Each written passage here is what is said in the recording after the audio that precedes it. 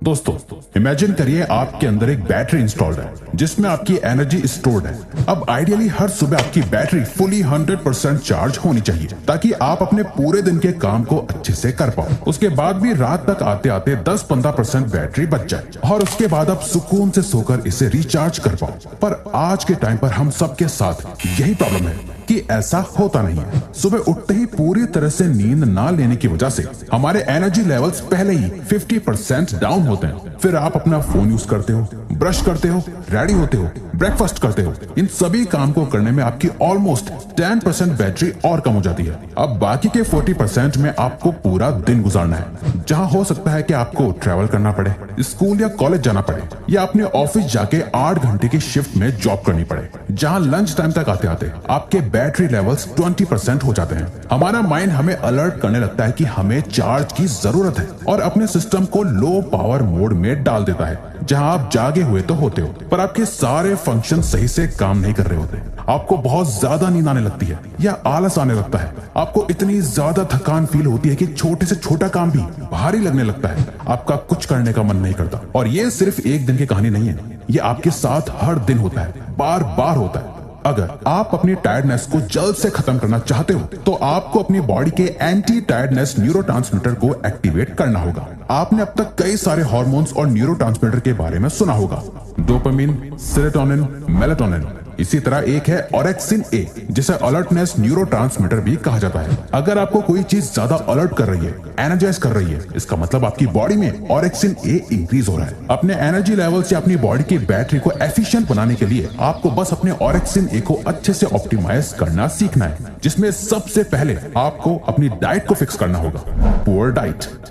एक स्टडी के according orexin ए लो glucose की वजह से रिलीज होने लगता है, और जब हमारी बॉडी में ग्लूकोज बढ़ जाता है, ये ऑरेक्सिन ए को रिलीज होने से रोक देता है। कार्बोहाइड्रेट से, जैसे white rice, white breads, potato, fast food और शुगरी ड्रिंक्स, ये सभी ग्लूकोज का मेन सोर्स है। आप नोटिस करना, जब भी आप कोई हाई कार्ब्स फूड बहुत ज्यादा खा लेते हो तो आपके एनर्जी लेवल्स एकदम से कम हो जाते हैं, क्योंकि कार्ब्स आपकी बॉडी में ऑरेक्सिन ए को रोक देती है। पर इसका मतलब ये नहीं कि आप दिन भर कार्ब्स नहीं खाओगे तो एकदम एनर्जाइज रहोगे। बट हाँ, अगर आप सिर्फ कार्ब्स खाओगे तो आप जरूर थका हुआ फील करोगे। इसीलिए अपनी डाइट में एक चीज को ऐड करो जो कार्ब्स के ऑपोजिट की तरह एक्ट करता है, जो कि है प्रोटीन। इस स्टडी के अकॉर्डिंग ऑरेक्सिन ए प्रोटीन में मौजूद अमीनो एसिड से ट्रिगर होता है और उसे रिलीज होने में हेल्प करता है। साथ ही प्रोटीन में मौजूद अमीनो एसिड्स कार्ब्स को ऑरेक्सिन ए को सप्रेस करने से भी रोकते हैं। इसका मतलब अगर आप एक हाई प्रोटीन डाइट फॉलो करते हो जहां आप कार्ब्स भी खा रहे हो पर कार्ब्स से ज्यादा प्रोटीन वाली चीजें आप खा रहे हो, तो ये आपके एनर्जी लेवल्स को बढ़ाएगा। बट यहाँ भी एक कैच है। चलो मान लिया आप दुनिया की बेस्ट डाइट फॉलो कर रहे हो, high protein clean food consume कर रहे हो, मगर उससे भी अगर आप ज्यादा खाने लगोगे तो ये आपकी टायर्डनेस को और बढ़ा सकता है। Over eating.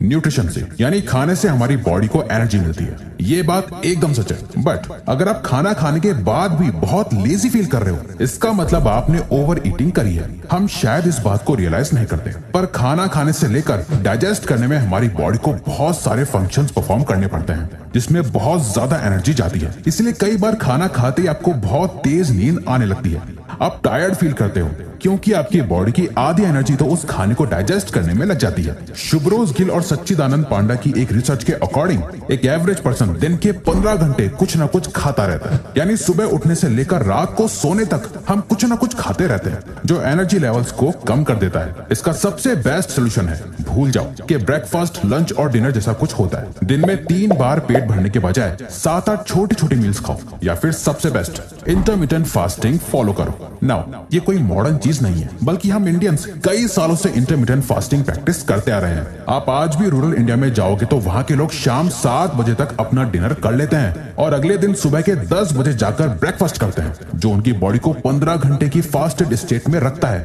जब आप इस तरह से इंटरमिटेंट फास्टिंग प्रैक्टिस करते हो, आप नेचर के रूल्स के अकॉर्डिंग चलते हो, जो आपको फायदा ही देता है। यही रीजन है Andrew Huberman intermittent fasting practice करते हैं, जहाँ वो पूरा दिन बिल्कुल कार्ब्स अवॉइड करते हैं और सिर्फ शाम को ही 7 बजे के आसपास कार्ब्स खाते हैं, जो कि उस टाइम ऑरेक्सिन ए को लो कर देता है। वो टायर्ड फील करने लगते हैं और ये एकदम सही टाइम होता है सोने का, जो कि बहुत बहुत इंपॉर्टेंट है। इनएक्टिविटी।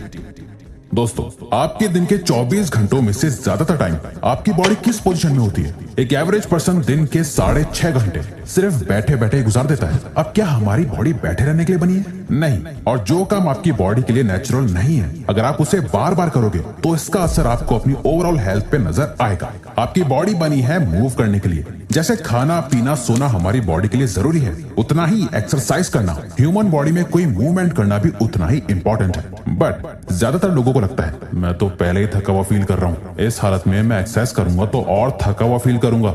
ये एक मिथ है। बल्कि अगर आप टायर्ड फील करते हुए एक्सरसाइज करोगे तो आपकी एनर्जी और ज्यादा बढ़ जाएगी। आप खुद सोच के देखो, अगर आपको एक डब्बे में बंद कर दिया जाए और बहुत देर बाद आपको वहां से निकाला जाए तो क्या आप ज्यादा एनर्जाइज्ड फील करोगे और थका हुआ फील करोगे?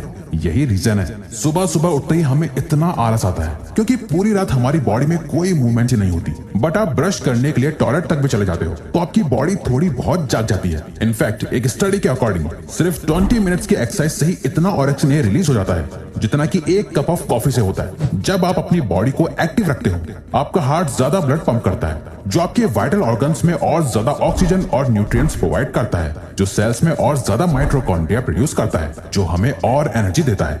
Poor sleep quality. दोस्तों, आपके साथ क्या ऐसा होता है? आप रात को 8-9 घंटे की नींद लेने के बाद जब सुबह सोकर उठते हो, फिर भी आपको ऐसा लगता है कि जैसे आप सही से सोए नहीं। आपकी बैटरी यानी एनर्जी लेवल्स 100% होने चाहिए थे, पर आप खुद को बेड तक से नहीं उठा पाते, इतना ज्यादा थका हुआ फील करते हो। स्लीप का पर्पज ही क्या होता है? ताकि हम प्रॉपर रेस्ट लेकर वापस से एनर्जाइज्ड हो पाए, पर यहाँ तो उल्टा हो रहा है। इसका मतलब आपकी स्लीप क्वालिटी में कुछ प्रॉब्लम है। आपने ये लाइन बहुत बार सुनी होगी, it doesn't matter when you sleep as long as you sleep enough. आप कब सो रहे हो इससे फर्क नहीं पड़ता, बस आपको अपनी स्लीप को कंप्लीट करना चाहिए। वेल, ये बात बिल्कुल भी सही नहीं है। आप कितना सो रहे हैं उतना ही इंपॉर्टेंट है कि आप कब सो रहे हैं। मॉडर्न स्टडीज और आयुर्वेद दोनों में ही 10 से 12 बजे के टाइम को स्लीप के प्रेशियस आवर्स कंसीडर करा जाता है। इसीलिए आपको रोज सेम टाइम पर सोना चाहिए और सेम टाइम ही उठना चाहिए, ताकि आपकी बॉडी और माइंड को प्रॉपर टाइम पे रेस्ट मिले। ऐसा नहीं कि जब आपकी बॉडी बिल्कुल टूट चुकी हो, आपकी बैटरी डेड हो चुकी हो और नींद की भीख मांग रही हो, आप तब जाके सो। नहीं, उससे पहले आपको स्लीप का एक प्रॉपर शेड्यूल फॉलो करना चाहिए। और सबसे बड़ी चीज जो हमारी स्लीप क्वालिटी को लो करती है वो है कॉफी। आपको दिन के 12 बजे के बाद कोई भी कैफिनेटेड प्रोडक्ट कंज्यूम नहीं करना। चाय, कॉफी या कोल्ड ड्रिंक, कुछ भी जिसमें कैफीन हो, उसे 12 बजे के बाद नहीं पीना चाहिए। अब ऐसा क्यों है? क्योंकि कैफीन हमारी बॉडी को जागने के लिए ट्रिक करता है। ये हमारी बॉडी के मेलाटोनिन के प्रोडक्शन को रोक देता है, जिससे हमें नींद नहीं आती। और प्रॉब्लम यह है कि कैफीन हमारी बॉडी में 6 से 8 घंटे तक रहती है। इसीलिए अगर आप इसे सुबह पी रहे हो तो ये शाम तक आपकी बॉडी से निकल जाएगी। बट अगर आप शाम को कॉफी पीने के बाद सोने का ट्राई करोगे तो ये पॉसिबल नहीं है। इसीलिए दिन में 12 या 1 बजे के बाद कैफीन कंज्यूम नहीं करोगे तो आपको रात को अच्छे से नींद आने में आसानी होगी। और जब आप अच्छे से सोओगे, अगले दिन उठकर आपकी बैटरी फुली 100% रिचार्ज होगी। स्ट्रेस।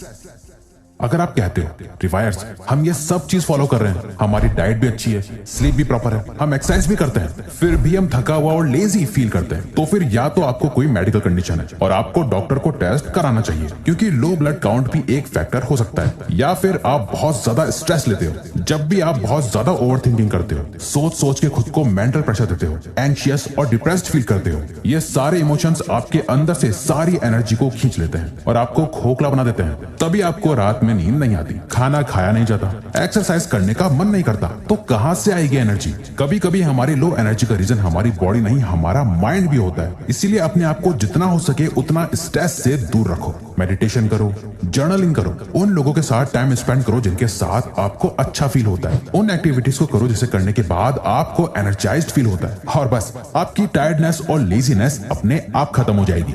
अब अगर आपको ये वीडियो अच्छी लगी तो वीडियो को लाइक और चैनल को सब्सक्राइब करके हमें सपोर्ट करो और बेल नोटिफिकेशन ऑन कर लीजिएगा ताकि आप आने वाली वीडियोस मिस न कर पाओ। Thank you for watching.